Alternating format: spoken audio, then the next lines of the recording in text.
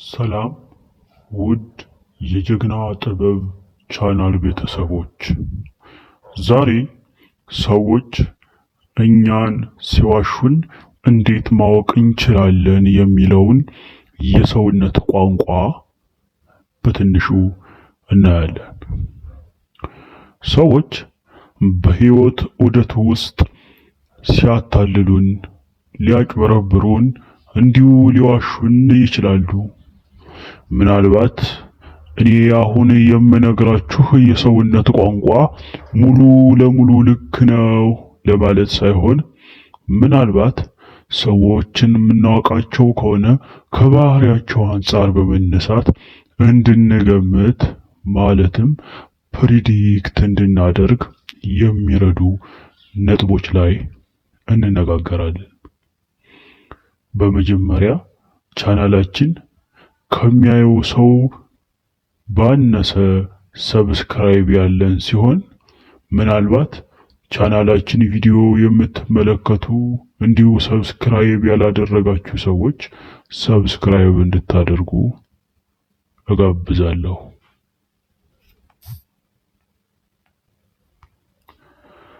ሰዎች በመጀመሪያ ለውሸታቸው ምን አይነት ምክንያት ይሰጣሉ ነው።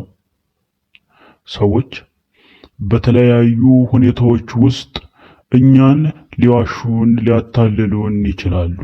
ነገር ግን አንደበታቸው ይዋሽ ያታለን እንጂ ፈጽሞ ሰውነታቸው ሊዋሸን አይችልም። ሰዎች በመጀመሪያ ደረጃ እየዋሹን ወይም እያታለሉን እንደሆነ የምናውቅበት የመጀመሪያው የሰውነት ቋንቋ ምልክት የሚዋሹን ሰዎች በንግግራቸው ወይም በወሬያቸው መሃል በእጃቸው አፍንጫቸውን የሚያኩ ከሆኑ እነዚህ ሰዎች ልንጠረጥር ይገባል። ሰዎች እየተነጋገርን እየተወያየን እያወራን ከሆነ በወሬያቸው መሃል በእጃቸው አፍንጫቸውን የማከክ ተግባርን ካሳዩ ወይም የመነካካት እኒያ ሰዎች እያታለሉን ወይም የሆነ ነገር እየደበቁን ነው ወይም እየዋሹን። አንድ ጥናት ተካሂዶ ነበር። ካርታ የሚጫወቱ ሰዎች ማታለላቸው የሚታወቀው በምን አይነት ድርጊት ነው ሲባል አብዛኞቻቸው አይኖቻቸውን በማየት ይላሉ። እውነት ነው። አይንን በማየት እንዳታለለህ ወይም እንዳላታለለህ ልታውቅ ትችላለህ። ነገር ግን ድብቁ ወይም ዳርክ ሳይኮሎጂ የምንለው እጅ ነው። ፈጽሞ በእጃቸው ሊዋሹ ሊያታልሉ አይችሉም። ምክንያቱም እጅ አይዋሽም ፈጽሞ። ሰዎች ካርታ እየተጫወቱ የሆነ በእጃቸው አፍንጫቸውን የመነካካት የመደባበስ ባህሪ ካሳዩ እነዚያ ሰዎች በካርታ ጨዋታው ላይ እየሰሩት ያለ የሆነ የማጭበርበር ስራ አለ ማለት ነው። ስለዚህ ጥናቱ ሲካሄድ አብዛኛው ሰዎች ሲያጭበረብሩ በአይናቸው ሳይሆን በእጃቸው አፍንጫቸውን ይነካኩ ነበር። ይህም ደግሞ ሰዎች እያታለሉን እንደሆነ ልንገምት የምንችልበት አንድና ዋነኛው ነገር ቢኖር የሰውነት ቋንቋ ነው። በዚያ ጥናት ላይ አብዛኛው ሰዎች በእጃቸው አፍንጫቸውን በመነካካት እንዳታለሉ፣ እንደሸወዱ ወይም ደግሞ ሊያታልሉ ሊሸውዱ ሲፈልጉ ወይም ሲሸውዱ እንደዛ ያደርጉ እንደነበር ተረጋግጧል። ስለዚህ ወዳጄ ከሰዎች ጋር በምታደርገው ኮንቨርሴሽን ንግግር ላይ ሰዎች እያወሩህ ወይም በምታወሩበት ሰዓት ላይ አፍንጫቸውን በእጃቸው የሚነካኩ ከሆነ ልትጠረጥር ይገባል። በሁለተኛ ደረጃ ሰዎች ሲዋሹህ ወይም እያታለሉህ እንደሆነ የምታውቀው ሰውነታቸው ፈጽሞ አርፎ አይቀመጥም። የመቁነጥነጥ አባዜ ያላቸው፣ ያለመመቸት ዲስኮምፈርት የመሆን ባህሪ ጸባይን ያሳያሉ። አንድ ቦታ ላይ ተመቻችቶ ያለመቀመጥ ባህሪ ያላቸው ሰዎች በንግግርህ ወይም በውይይታችሁ መሃል የሚቁነጠነጡ ያለመመቸት አይነት ስሜት ከተሰማቸው እነዚያ ሰዎች ምናልባት ካንተ የሆነ ነገር እየደበቁ ወይም ደግሞ የምትፈልገው ስለዚያ ነገር የሆነ የተሳሳተ መረጃ እየሰጡህ ነው ማለት ነው። ሲያሻቸው ቀጥ ብለው ይቀመጣሉ፣ አንዴ ያጎነብሳሉ፣ አንዴ የሆነ የመቁነጥነጥ አይነት ባህሪ፣ ወንበሩ ያለመመቸት አይነት ባህሪ ካሳዩ እነዚያ ሰዎች ምናልባት አንተን እያታለሉህ ወይም እየዋሹህ ሊሆን ይችላልና በተጠንቀቅ አስተውላቸው።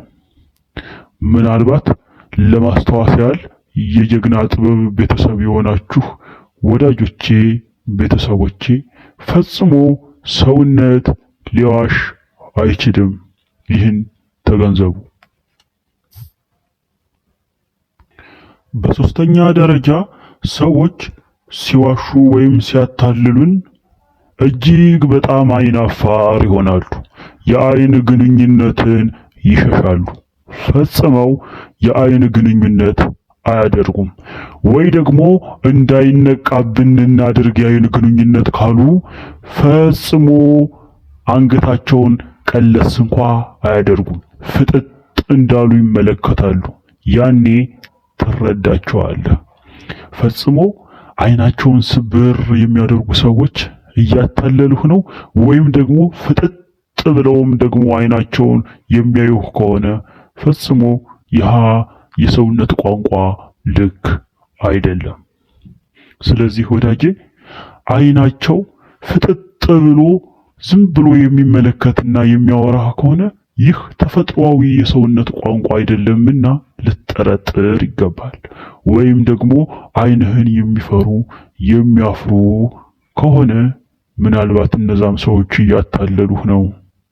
አታላዮች እንዳይታወቅባቸው አይናችን ሰበር እንኳን እናደርግም ብለው የሚያዩህ እንኳ ቢሆን የምታውቅበት ምልክት አይናቸው ፈጽሞ እንደፈጠጠ ነው የሚመለከቱህና እነዚህ በሁለት መንገድ ሊያታልሉ የሚፈልጉ የአይን ቋንቋን ሊጠቀሙ የሚፈልጉ ሰዎችን ፈጽመ ታውቅባቸዋለህ። ወዳጄ ሰዎች በአይናቸው ፈጽሞ ሊዋሹ ሊያታልሉ አይችሉም። ምክንያቱም አይን አይዋሹም። ሊዋሹ ሲሞክሩ እንኳ ያሳብቅባቸዋል።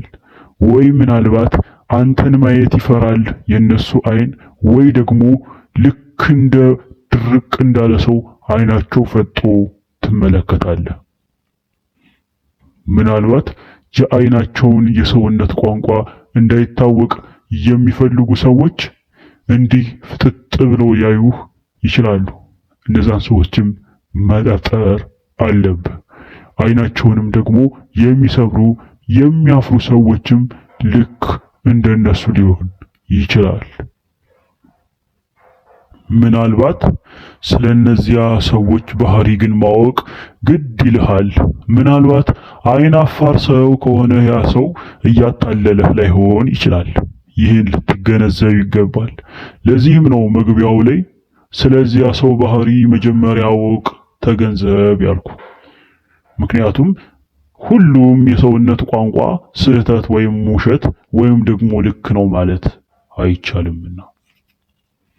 ስለዚህ ወዳጄ እኒህን 3 ነገሮች ገንዘብህ ካደረክ ከተመለከትክ በቀላሉ የምትሸወድ ሰው አትሆንም። እንደዚህ አይነት ቪዲዮዎችን መመልከት የምትፈልግ፣ ስለ ሰው ልጅ ዳርክ ሳይኮሎጂ ማወቅ የምትፈልግ ከሆነ የምለቃቸው ቪዲዮዎች እንዲደርሱህ ሰብስክራይብ፣ ላይክ፣ ሼር አድርገህ ጠብቅ። ወዳጄ ይህንን ቻናል ከተመችህ ከወደድከው ላይክ፣ ሼር፣ ሰብስክራይብ አድርግ። እንደዚህ አይነት በሰዎች ህይወት ላይ ጉልህ የሆነ ጠቀሜታ ያለው ነገር መስማት የምትፈልግ ከሆነ ጨዋታና ቀልድ ከሰለቸህ የዚህ ቻናል ቤተሰብ የዚህ ኮሚኒቲ አባል ልትሆን እጋብዝሃለሁ። እንድትሆን አበረታታሃለሁ። ወዳጅ ሆይ ልክ እንደዚህ አይነት ሰዎች ሲዋሹን ወይም በህይወታችን ውስጥ መጠቀም ስላለብን ዳርክ ሳይኮሎጂዎች ማወቅ የምትሻ ከሆነ ይህን ቻናል ላይክ፣ ሼር፣ ሰብስክራይብ ማድረግ አትርሳ።